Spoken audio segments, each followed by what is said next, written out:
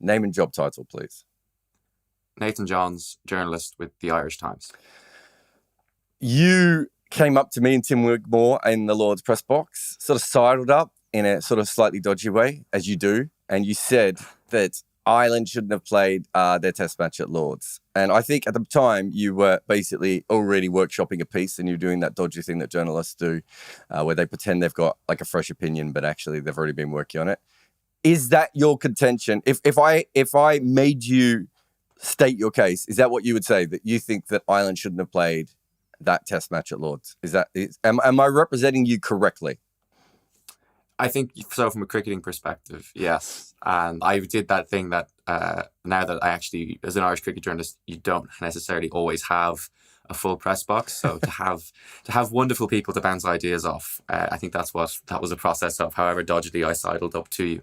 That's such a slight on Justin and Gare and all those guys who were there every week. No, it's not a slight on them. It's not a slight on them. It's the fact that I don't necessarily go to, like, for example, Ian Callender, I think, is the only guy who follows them around the world. I don't get to do that. I go to tournaments and stuff, but no, it's not a slight on those guys at all. And I have great chats with Justin about the intricacies of interpro cricket and why are there 8 South African born players playing for a certain team instead of Irish every week. But I think when you speak to people and you say, you shouldn't be here, shouldn't be at Lord's, a lot of people's instant reactions go, oh, how dare you say that? You can never turn down an occasion at Lord's. And I shopped the opinion to a few people, actually. I did say it to a few of the Irish guys, and they were kind of like, ooh, be careful.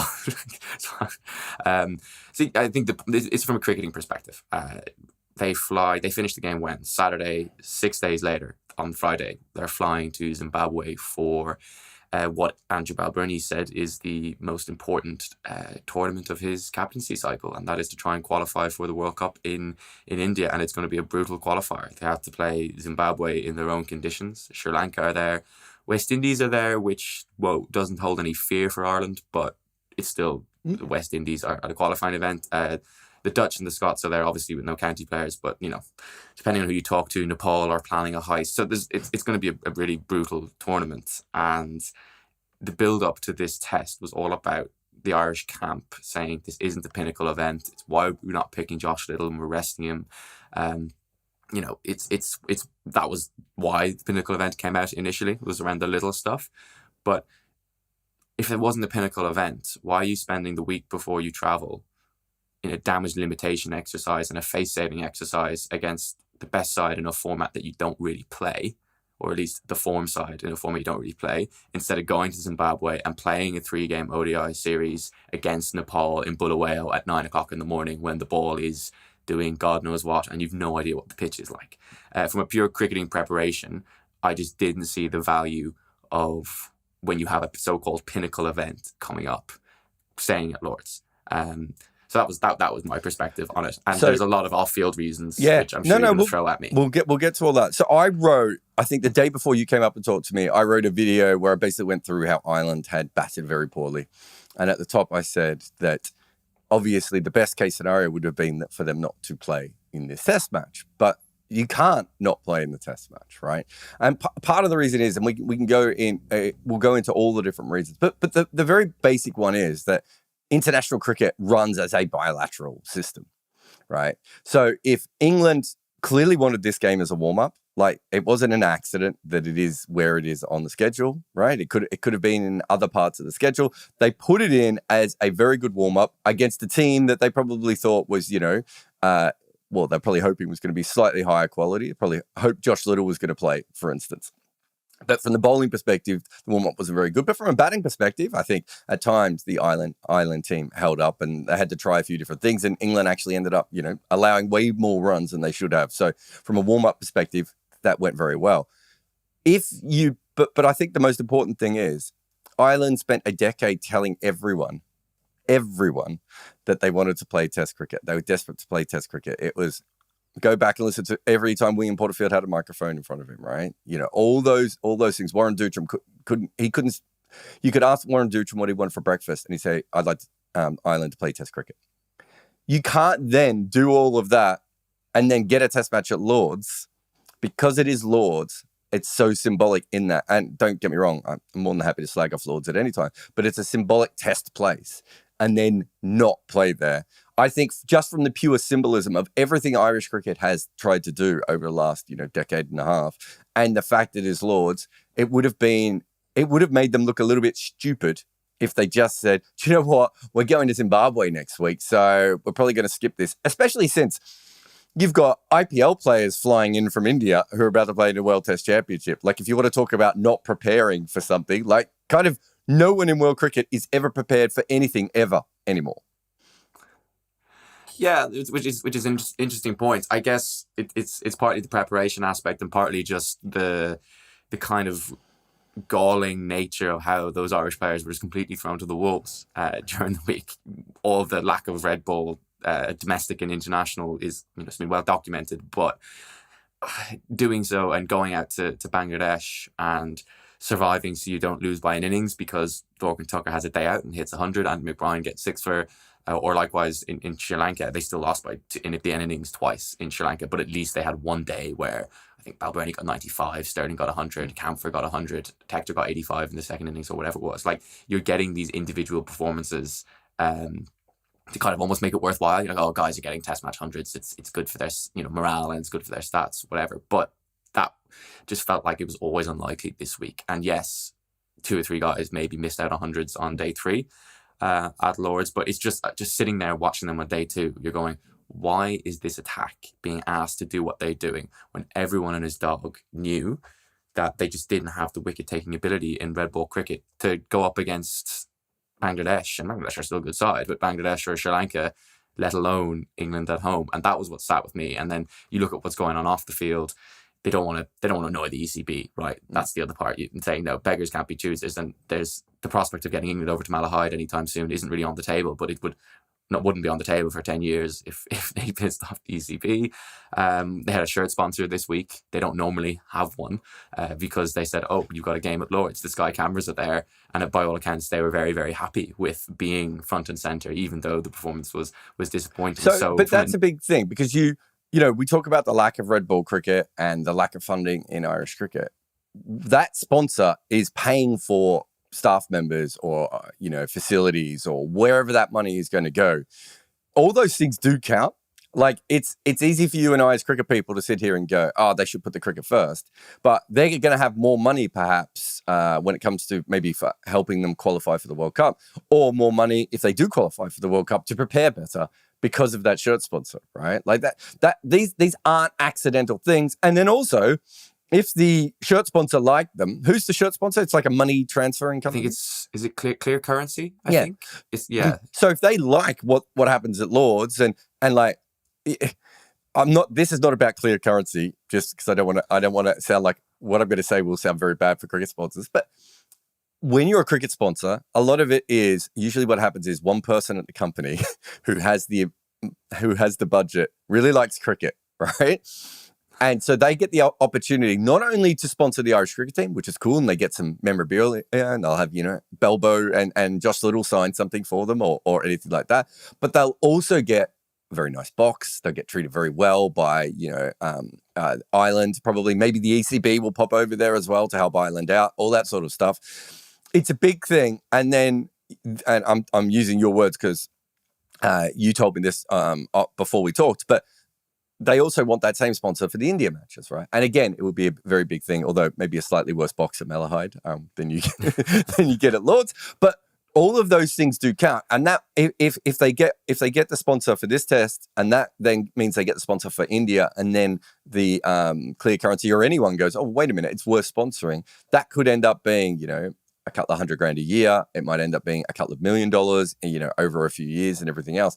That's real money that allows Irish cricket to develop better. Like I understand why it annoys you because you see it as an off-field thing, but all that money does eventually come back to on-field. So the networking is important. I think, I write in the piece, it's a glorified networking event, which, sounds very disparaging, but I go on to say, yeah, that's so important. Like I completely acknowledge all of this, I just don't think. There's kind of two things. First of all, it's just particularly galling to use the players, and players like cricket players are pawns for boards to make money. Like that's everyone knows that, but it's particularly galling to see that in the context of what happened at Lords this week and the fact that the game could easily have finished inside 2 days. In terms from a saving face point of view, like I said, it's kind of embedded into the nature of being an Irish cricketer that you don't have any facilities and you don't have top quality domestic structures. You're never going to be as well prepared for international cricket as anyone else, or at least other full members. Maybe Zimbabwe, you can have that conversation. But so they always have one hand tied behind their back. This just felt like going too far, and doing it primarily because of all those other reasons. That was the priority this week. And also, giving fans a day out at Lords, and the players were happy to be there. And, some of those guys might not play at Lords ever again. You just don't know. And that was particularly galling. And then equally, there was the consistency, because it's the most striking example of them under-preparing their players for other reasons. And then just it's consistency. Okay. They alienated so many people by saying Lords is not a pinnacle event, and I respected their honesty. I was asked about this on BBC the other day, and I said, look, we're slating Cricket Ireland here because they're being too honest for their own good, and maybe they just weren't used to having an English style press pack hounding them and constantly throwing their words back at them in press conferences. So maybe next time they come to Lords, they won't be giving such quotable or headline ready phrases to throw back at them.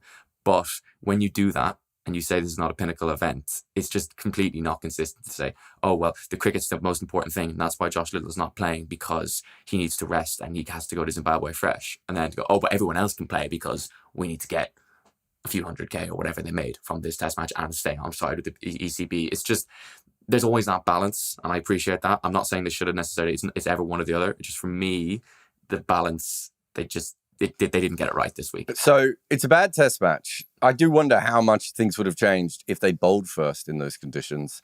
Bowled England out for 250 or 260 in 12 overs. Oh, they never would have bowled them out for that. 12 overs.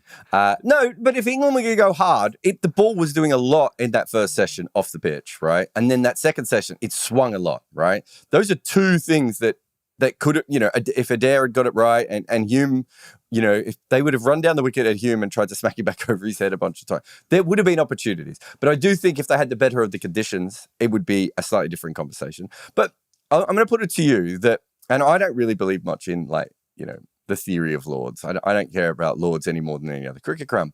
But certainly in Ireland, for casual fans, Lords is a name they know. Right? Your newspaper editors who don't care about cricket, I'm not saying they don't, but if they didn't, they would absolutely know what Lords is. And most people, if they have, even any knowledge of cricket, have heard the word Lords before, right? It's a bad test match, but Mark Adair and Andy McBride can, for the next, 50 years of their life, talk about that incredible partnership that they played at Lords where they, made England bad again. And it might sound silly, but, you go back in cricket history and there are times when India and New Zealand had those kinds of partnerships that people would talk about for decades afterwards because everyone knew they were by far the worst team. So that isn't quite the same as if Ireland were playing a test match in Cardiff, right? Or if Ireland were playing somewhere else. There is something about that Lord's nature. So of all the test matches to walk away from, I think that's the most tricky one. But I want to focus on the other side of this, which is tests are bilateral. And you said before that, part of the reason that they want to play here is because they want to play in Malahide. And that's when we had the conversation in the press box. That was my first thing that I said to you is the reason people almost never say no to test series when they're asked, and it doesn't matter how small the nation is or how big the nation is because eventually they want that team to come and tour them. Right. And if you have England touring in Malahide, let's say because it's England, they bring in a slightly bit bigger grandstand than normal, if that's possible. I know there's a lot of trees in Malahide and everything has to be shuffled around. But I'm pretty sure I've been there when there's been 12 or 14,000 people. Let's say they get to 12 or 14,000 people capacity. It's a 4-day test match. There's a bunch of Barmy Army, but just casual England fans who are like, wait, we get to spend a weekend in Malahide or Dublin. Like, of course we're going to go over for a test match. Suddenly that creates something, perhaps also creates something that England like, where they can go over to Ireland at any time and play a really cool warm-up against, decent opposition. Ireland have the ability to start marketing that, better and better going ahead. getting more fans and everything else. The Irish Tourism Board would obviously be massively excited by all of these sorts of things. That doesn't happen at all. If Ireland say, we're going to the World Cup the week after, we can't come and play you at Lord's, because England are going to be like, we offered you a test at Lord's and you wouldn't come. That's not how cricket boards work. I just don't think there would be any conversation that would ever mean that Ireland were in a good position when it comes to getting England coming to them again. And I know what you will say, which is that Ireland may not make any money from that test match if England come over. But you also eventually want India to come over, right? You also want Australia to come over. You want the major teams to come over. Do you really want to annoy one of the three major teams at this time? Anyway, I've already said all this to you before off air, but so you will have such a great rebuttal to this now. Well, yeah, 100%. I mean, beggars can't be choosers. That's the story of Cricket Ireland. And like as I acknowledged before, the off-field stuff. I don't really have. We're cricket guys. I don't necessarily have that much of an interest in that, and I can't win the argument on that. I would never go and say, it was a useless exercise because to go and schmooze the ECB this week, or to schmooze a new jersey sponsor that might boost the cash because the new ICC money isn't going to come in until next year, and Ireland still potentially have a World Cup to travel to, and maybe a test match in Zimbabwe at the back end of the year, which is going to be expensive to travel down to. So I think that's all completely valid, completely fair.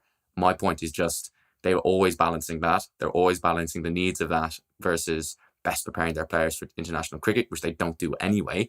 And then this week was the worst example of that. And when you put all that together, I was just angry. I sat there. I just was feeling so sorry for the players. They were put in the situation they are, and that makes it sound like that they're terrible players. And I need to be careful not to insult them there, and they're not.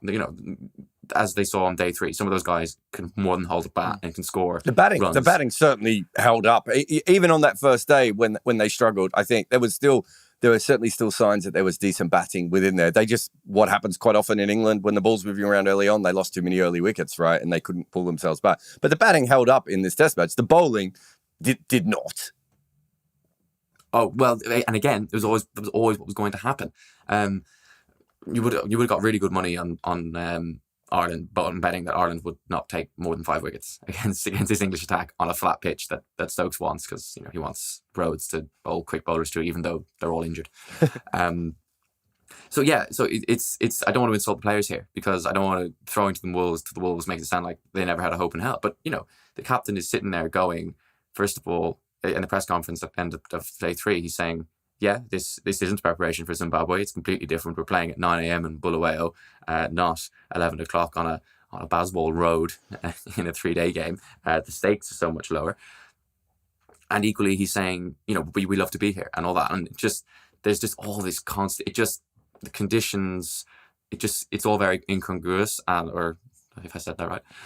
And the off-field stuff is vital, and that's really important. And Ireland, of all teams, have to balance that, and the Irish players have to be pawns, because they just don't get these opportunities. To get a Lord's Test and 3 T20s against India in the same year is massive, and the players just have to put up with that and go, yeah, well, but at least we're playing at Lord's, even if we're being used here, and that's fine. It just felt this was the most galling example of that, and I just was watching there, genuinely gutted for someone like Fionn Hand or whoever it was, that he was asked to run in and bowl when he's not equipped to do so, because he's a young guy who's played 2 first-class games, and he's got Ben Duckett and Ollie Pope just looking at him going, where am I going to score my runs? I'll just pick what I want. And that was kind of the emotive side. It's from the point of view of the players. The off-field stuff, it's all important, and that probably completely does nullify the fact that I'm saying they shouldn't have played that game. But I think from a cricketing point of view, it was just the fact it was such a difficult watch, and the fact that they saved face on day 3 probably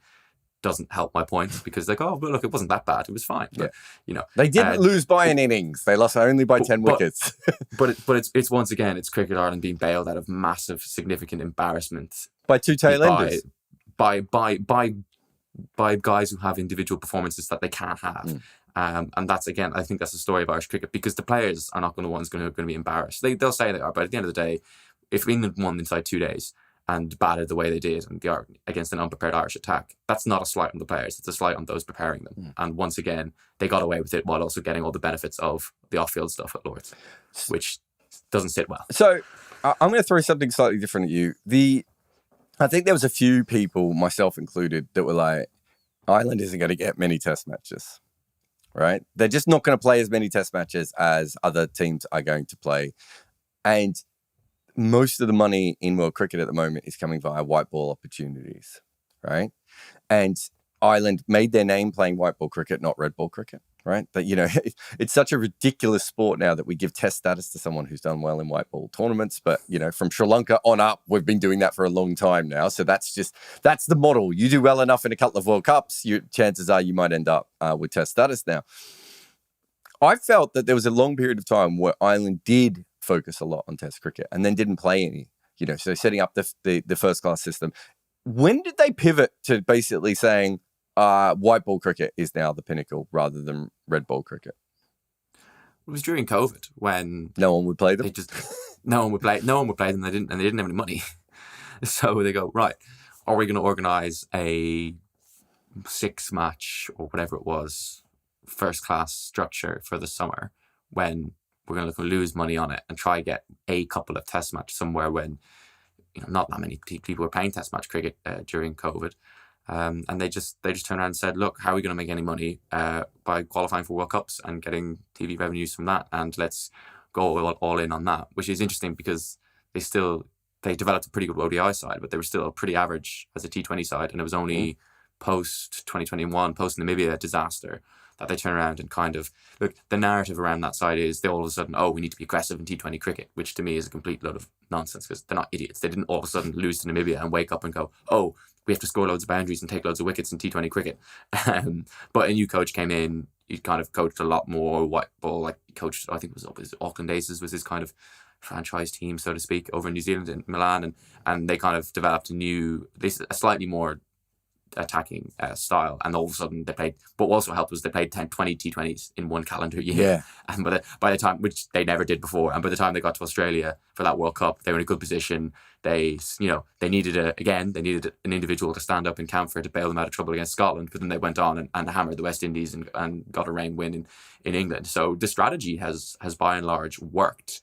They've become a decent T20 side. They are a good ODI side that can't win close games, which is frustrating because that's why they're in Zimbabwe. They missed out on so many points. I mean, last year, I think they lost 2 of their Super League games to New Zealand, 1 by 1 wicket, 1 by 1 run. So arguably they shouldn't be at these qualifiers, but by and large, it worked. The strategy worked. They said, we need to make money and to survive as a board. We need to get as much white ball cricket in because nobody's playing test cricket and we can't afford to have a domestic structure. They still can't afford to have a domestic structure, but because they're getting offers of playing away from home that cost them nothing, they're saying, there's no harm. And my point is there was no harm in doing it in Bangladesh and Sri Lanka where A, there were fewer eyeballs, and B, it was months out from anything that was important. Whereas this Lord's one, there was a little bit of harm. Yeah, the whole first class thing's really interesting because obviously, when Cricket Island become Cricket Island, their whole plan straight away is to have their own first class structure. And it makes sense because I don't think you can ever be a successful nation if you are playing your players through county cricket, because we've already seen Scotland, Netherlands can't even use them when in the height of their summer, right? But that was never an issue for Ireland. To be fair to them, they have... the performance director, Richard Holdsworth, used to work in county cricket. They have some excellent relationships with the counties, and there were never any high profile, we can't get our guys for games. It was an issue in that sometimes a county contract might have been, he's going to be away for 2 months of the season playing for Ireland. But by and large, I think the networking, I'm giving out to them for networking at Lords, but the networking with the counties back in the day was good enough that off the top of my head, I don't think there were any high profile omissions. What's happening to the Dutch now and the Scots now never happened. But what actually happens then is those players filter in through the England side, right? So you do lose players, you just lose them in a different way, right? You lose your best players in a way that Scotland and the Netherlands aren't losing their players because they're going to go on and play for England. So there's still a downside. The other downside is that you can't develop any of your players when they're in county cricket, right? So if you want, if you want Graham Hume to be a first change bowler and start bowling more seam, Well, that's not why he's got a contract in county cricket. He's got a contract to bowl swing up front, right? Like if you want Andy McBride to bat at number 3 in List A cricket because you need a pinch blocker, no county team's ever going to have Andy McBride at number 3 in their one-day team. So you can't develop players in the same way. If you're forfeiting control over those players, and then you're hoping that your system is so good. So it's not just that they may not be available; it's that you can't develop them the way that you want. And this is someone who's worked for Cricket Scotland. I can tell you that these things happen all the time. But they struggle to do that anyway. This year it might be slightly different because they've got some new coaches into their own domestic provincial setup. But like last year, there were loads of examples of somebody would pick up the phone to a provincial head coach, say, this guy needs to bat at 3 or this guy needs to bowl 4 overs or whatever. And the coach would go, well, no, he doesn't fit into our side like that, so I'm not doing that. and this is an interprovincial system where there's 4 teams and no one really cares who wins. The players probably do because they're competitive beasts. The coaches do because it looks good, and some of these coaches probably are trying to get into the national setup at some point. But by and large, the people watching these games just want to watch the Irish players do well and figure out who's the 19-year-old that's going to be in the side this time next year or whoever it is.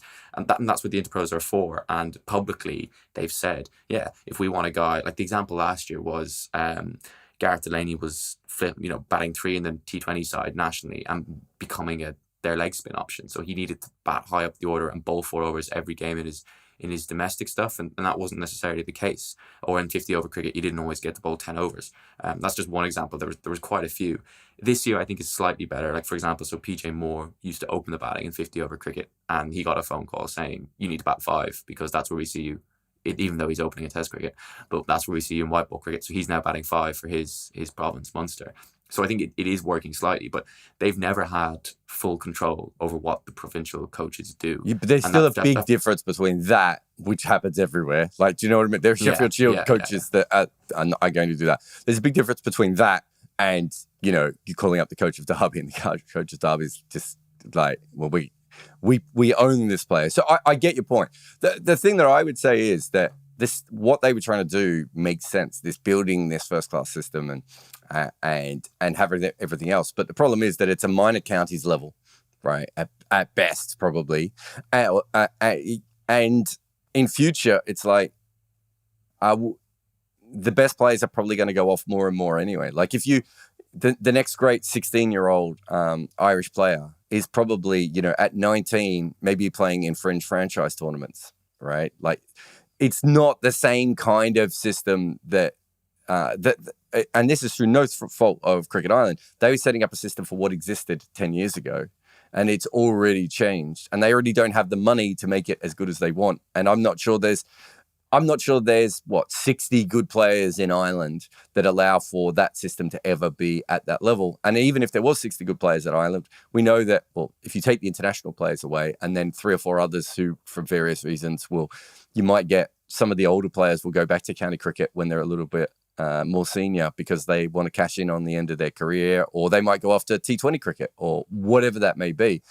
It means at any one time, your first class system or your domestic system, whatever you want to call it, is going to be even weaker than you can ever make it. So I don't know how it ever gets to the level where it's strong enough to prepare these players for what, like the leap before. Mark Adair, he's played a couple of games for Warwickshire, right?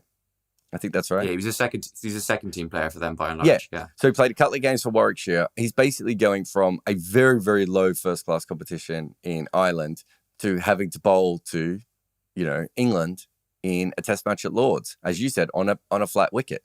Well, flat by the time he bowled on it, surely. That's not particularly. How do you make that leap? Like, it's a huge ask of those players, right? Well, the counter to that is, since the end of county cricket for Irish players, they've produced 2 guys who could be world class and 1 who has a really good record in Tector Little and Tucker. Mm-hmm.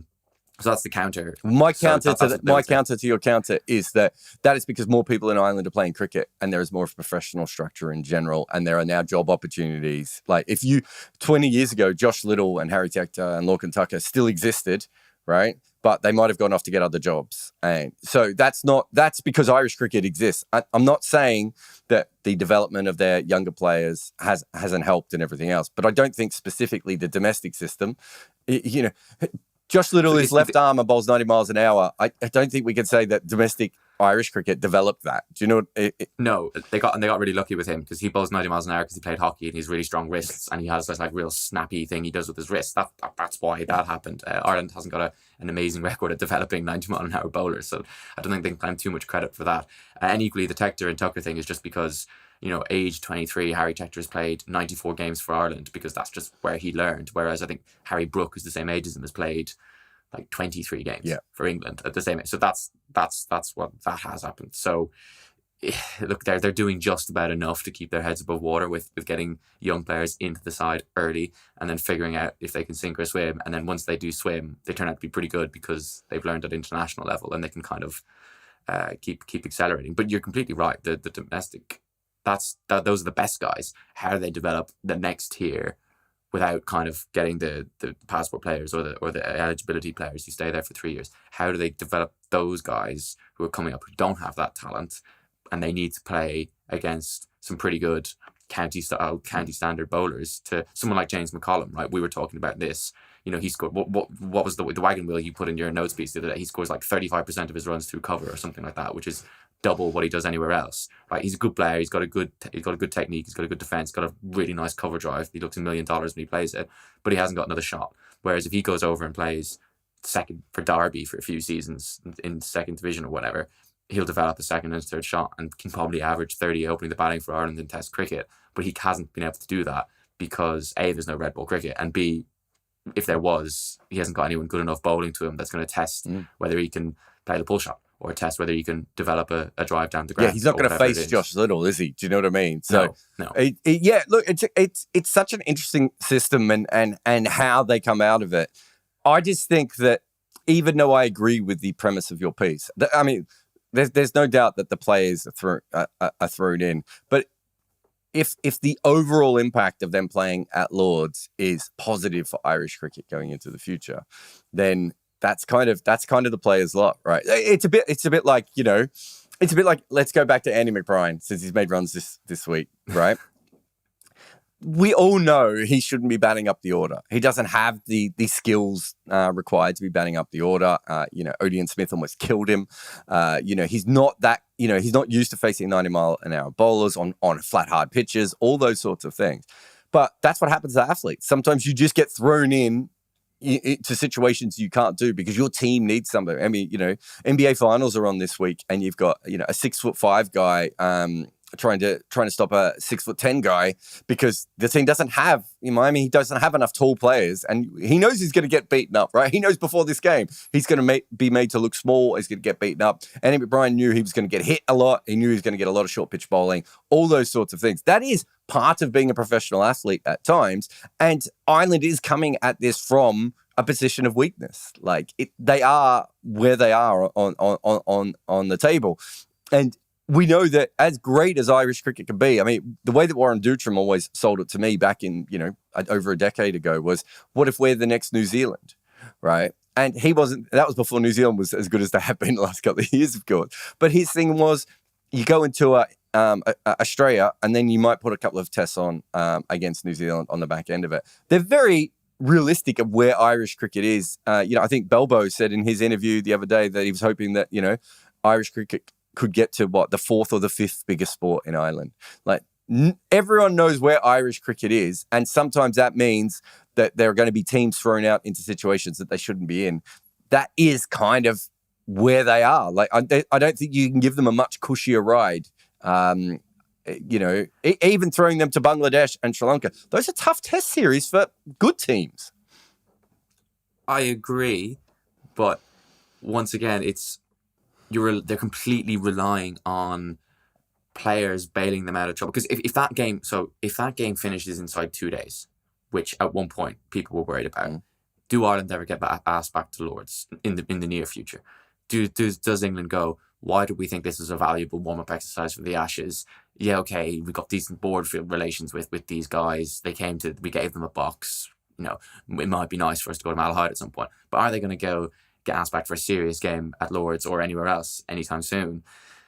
I don't know. I'm not saying that they wouldn't, but it certainly increases the chances that they're going, well, what are we doing with these guys? They need to spend so much time. So does that then create a net positive, right?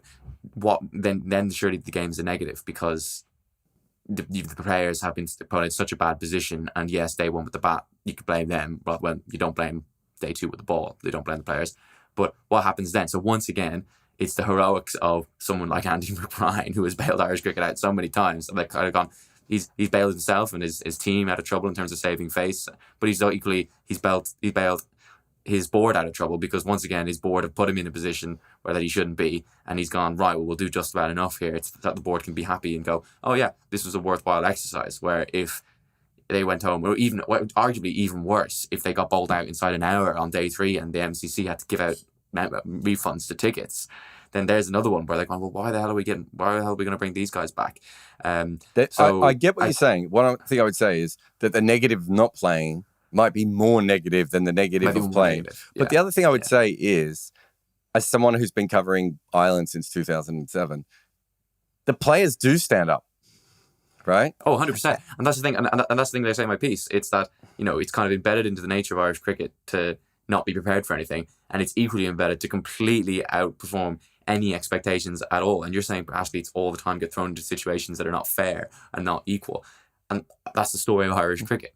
And like I said, even in white ball cricket, which they're actually decent at these days, or at least a lot better than they were, they're still not prepared anywhere near enough. They played a series in Zimbabwe in January, and they still had no outdoor wickets to prepare on during the winter. So they were practicing on indoor, fast, bouncy nets as if they're going to go play in Perth or whatever, instead of, Harare at 9 o'clock in the morning. Yeah. So even that. So well, I mean, they just went to a World Cup that you covered them, and their death bowler was it Barry McCarthy, right? Yeah, there was the trio, him, Little, and Adair. Right. Yeah. Well, McCarthy and Adair, both not death bowlers, right? And yet the team as a whole still. Do you know what I mean? Like, there's never going to be a perfect. I can't see there's ever going to be a time when Irish cricket, on or off the field, is going to be in a perfect situation. It is going to be a bunch of situations where you and I will always say, they've been thrown to the wolves here, or they shouldn't be playing in this game, or they should be, doing something else. But the reality of Irish cricket is that is what it is. That if the only reason you and I are sitting here chatting is because a mailman did something really good in a tournament, right? Do you know what I mean? It's the people who shouldn't have been good in the first place, who just kept fighting and fighting for Irish cricket. That is going to be the case. Now, maybe one day, I don't know, when I'm 110 and you're I don't know how much younger you are than me, but you're 80 odd. We'll be sitting somewhere and we'll be having the conversation of, now they're a normal team. But that's a long way off. So I agree with you, but I just think I don't think there's any way of fixing this, because they are always going to be in a situation where they're going to have to take what they can get. And that is often going to be, maybe not the meal that they wanted, but it's better than starving. I'm not asking for perfect. I don't think we'll see a perfect Irish cricket setup in my lifetime. And you're young. Yeah, I know. I'm just saying that of all the examples, and you kind of touched on the romanticism of Andy McBride. Is he going to get 100 at Lords? All that, and that was a really nice bit of jeopardy on day 3 that everyone loved, and Irish fans were loving it. Andy McBride's a really popular player in Ireland. They love that romanticism. Both of that and of Irish, the plucky Irish team always outperforming expectations and outperforming their lack of preparation is part of Irish cricket. And I think that's actually important now, because it's something that fans, the few fans that they do have, kind of grasp onto, and the players themselves grasp onto it, as much as the players would absolutely prefer to be playing in English systems for Ireland, if that makes sense. Or not necessarily English systems, but that standard, right? So I'm not discounting all that romanticism, and I think it's important, and it means people like me, when they win a World Cup game, can go nuts with the copy and to go, completely romantic style, and they get the 10-minute slot on the top of the national news because it is romantic and it's nice. That's all important, right? I'm never going to demand perfect. The players have to demand for perfect because they need to demand that they can do their jobs properly. Everyone knows it's not going to happen. My point is just this week was the worst I've seen it in terms of not having the perfect situation to throw their players into. And we've seen a lot of situations, like you said, we've listed lots here, where these guys have been, I wouldn't say thrown to the wolves, because they've always been able to swim to a certain extent. But this is the first time in a long time I've seen it so bad that guys, through no fault of their own, have been thrown to the wolves and only, again, just kind of bailed themselves and they're bored out of trouble on day 3. Here's the best argument against your argument, which is if you had been in charge and you'd have cancelled the Lord's Test, Andy McBride wouldn't have showed everyone how awesome he is. And so in some ways, this just goes on from the narrative of which I personally believe that you hate Andy McBride, the pinch blocker. And I don't know why you hate him so much, but that's unfortunately, we're going to have to end the podcast and you're just going to have to be known as the Andy McBride hater. And can't believe that that's who you are. Thank you very much for coming on. Thank you.